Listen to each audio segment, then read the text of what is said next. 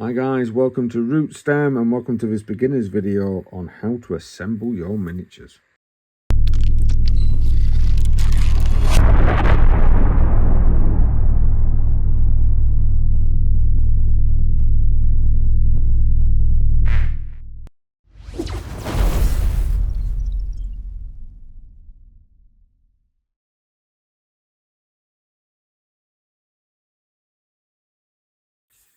Hi guys, thank you very much for joining me. If you do like my content, please consider liking, sharing, subscribing and all the good stuff you can do for content creators here on YouTube. In today's video, we are going to be doing some basics.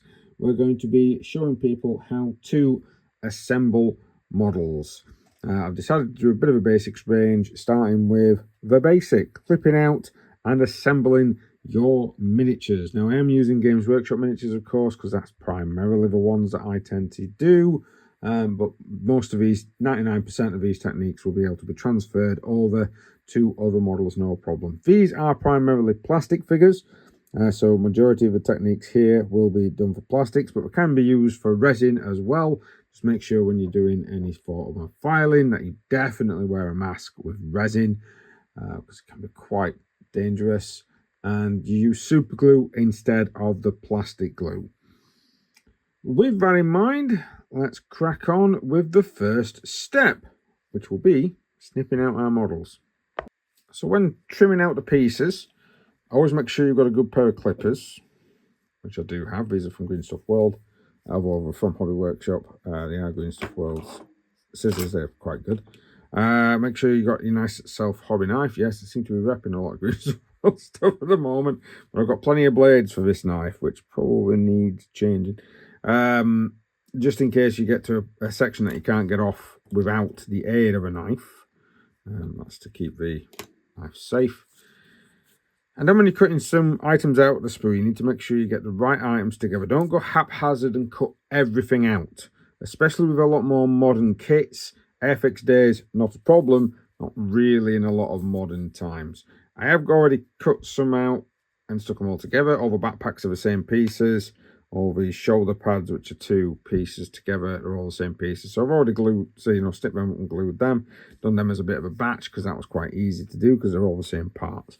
But as you can see from here, it even says on the instruction, pose 1. So this is going to be the first pose that we're cutting out. Yeah. So we'll snip some stuff out and then we'll be able to have a look at what we're going to do next. So the first bit I need, as you can see from here, is part 1. So what I'm going to do, I know that I need all these parts together. I'm going to trim out part 1 and put it to one side, and then trim out all the bits that kind of go with that, like the rest of the backpack and the feet. They're all going to go together. So I'm going to have a look first and find which bit I need, which is number 1. It's right here. Thankfully, they do put it down like that. Some of the older kits probably won't do. You'll probably have to have a really good search through the actual sprues. Some other companies' kits might be a bit more difficult. Some might be a bit easier. I think Gundam ones can be quite easy to build.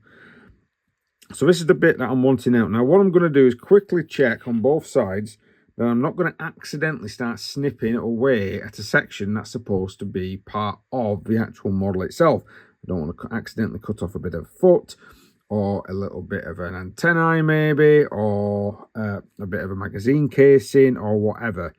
I'm basically just going to be cutting that piece out. So we get the clippers. Now I always like to come in from, if you can see there, it's kind of angled. So that's kind of gone in a little bit. And I always find it easier to come in, after this all because of the camera, but I always find it easier to come in like that at the angle because it's easier to snip off. So it's gone through, snipped it quite nice and clean. And then I find the second contact point. That one's there. There we are.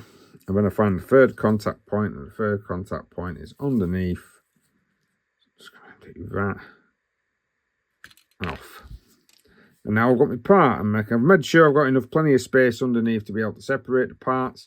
Reason being is I don't want to snip something off and make it go flying away. If you feel like there is a bit that's going to snip off and go flying, which some of these legs, I'm going to demonstrate it with maybe this helmet here, helmet 11. So sometimes you will get a part that's quite highly strung, and then when you go in for the snip, it flies off into the distance, and then you're thinking to yourself, where the hell has that gone? If that's the case, if you kind of put your hand around it as best as you possibly can, when you snip, fingers crossed, it'll snip straight into your actual hand. If not, you can always snip the plastic section. I think it's going to be really awkward. Around the part, and then you are going to be separating the part from the rest of the sprue, and gives you a greater control because you can really grab hold of that head as an example, and then you could really snip where you need it to go. There we are. We've got his lovely helmet off, and it didn't go flying off into the distance. So let's get all the parts together, and I'll show you how to start gluing up your marines. So now the parts are cut away from the sprue, we have to do or start doing the cleaning prep. So one of the things you'll sometimes get, even though you've cut quite close to the molded plastic, is that you will get a little bit of kind of left over. So if you can see on that foot there, let's try and bring that closer, camera over, we've got a little bit of kind of flash or a little bit of plastic left. Now you can try with your clippers, try and get further in. You can even use a craft knife, although do be careful, make sure it's nice and sharp. Weirdly, the sharper the blade, the less likely you are to slice yourself open with it because it's less likely to slip. Or I've got these MIG ammo sanding brushes, well, sanding sticks. I'll try and put a link into the video. This has of course been well used, as you can see, and we are just literally going to sand it down. So we're just going to gently, well, not gently, but enough across to file the part down. Now I've got two sanding sticks. I've got one that's more of a grinder, and then one that's kind of like more of a smooth. Just tries to get rid of it a little bit and just doesn't do too much damage. As you can see from the other side there, we've got another little bit. So again, this is why I like these sticks, because I've got a small version, a thinner version to it. I do have a really big one as well, old school for me. Tanks. So effectively just sanding down and cleaning up the parts. Now some people will be, I want to play with miniatures straight away. I get that. This is, you know, if you're brand new to the hobby, you're brand new to the hobby. And what you're going to want to do is to assemble them straight away and get them played with straight away. But I advise just to try and take your time, especially this point here of actually getting rid of those extra little tiny nodules. They are a bit of a pain in the backside, if I'm completely honest with you. When you're trying to put stuff together, when that's sticking out, sometimes it can cause interference, can make sure that it can be the problem that the parts don't fit right. It also looks terrible when you're trying to paint them up. So it's always important for me just to try and get rid of those little tiny extra little bits, and make sure you maybe get a mask on there if you need to. As you can see, we've got a couple more pieces which I'll get rid of in a second. One of the other bits that we need to look at as well, I'm not quite sure if we're going to catch it on camera, but sometimes you get mold lines. Now on these miniatures, the Space Marine ones, this is the Assault Marine set from the Heresy, it doesn't, you can't really see a lot of the mold lines because they're actually quite well done and quite well put together. Now hopefully if I can try and, there we go, apologies for camera wobble, there we go. Now we've got a little bit of a mold line there, and that's kind of where the two halves have met and it's created that seam. Now this is not a bad one. Technically you could probably get away with not even covering that up. If you do want to be a bit more professional with the actual models, you need to get rid of this. Now there is a mold line remover tool that you can get. This, especially for people under the age, you know, 18, I think, or is it 16 to buy knives, but can't get all the blades, then this is perfect. But if you can't get all the blade, I mean, I can.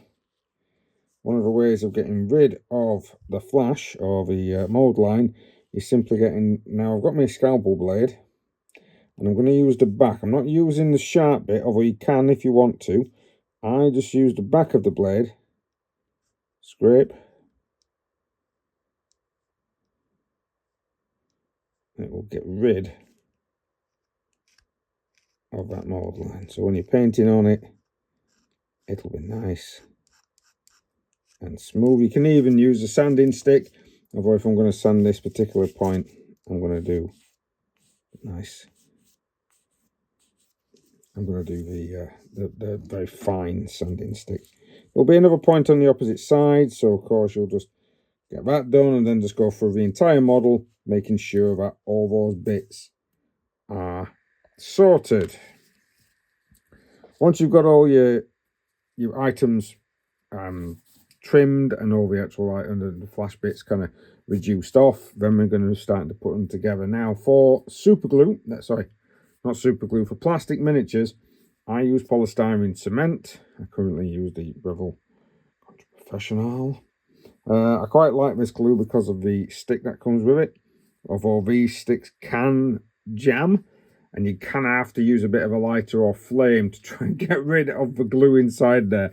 So if you're a bit more of a novice, maybe get some Games Workshop plastic glue. That works well. I much prefer to use plastic glue on miniatures than super glue, because super glue can get brittle in cold weathers. It can make it easier to fall apart. It doesn't actually create that much of a great bond, especially with the plastic models, because especially if you're younger, you might be knocking them around a little bit. These are, see, wobbling that. This is all nice and done there with the plastic glue. So that's one that's already been assembled. And this is the one that we're currently building. So once you've got that sorted, it's all flashed, we'll start to glue. So some of the first things to do before you start to glue, because of course I've now shaved all this, is to dry fit a lot of the positions, just to make sure that you know roughly where this stuff is going to go and where to put the glue. You don't want to just saturate the entire thing in glue. You need to, make sure that you've got the right bits in the right place. Now, this is the bit where you are going to have to start gluing. You're going to have to start putting stuff together. The plastic glue's going to come running out. I'm going to use those bits there. And maybe a little bit on that, because of course it runs down into that. Plastic glue's great for plastic miniatures, I've already said that. But you kind of need to give it a minute or two. Not too long, maybe more seconds. Just to start to melt the plastic, because what plastic glue does is that it actually melts the original plastic, and so that you can create an additional bond with the other piece. Now I am following Workshop's instructions. I'm assembling the bits that they recommend to assemble together to start with. So next up will be the leg. So let's get a bit of glue here on the leg and give it a second or two.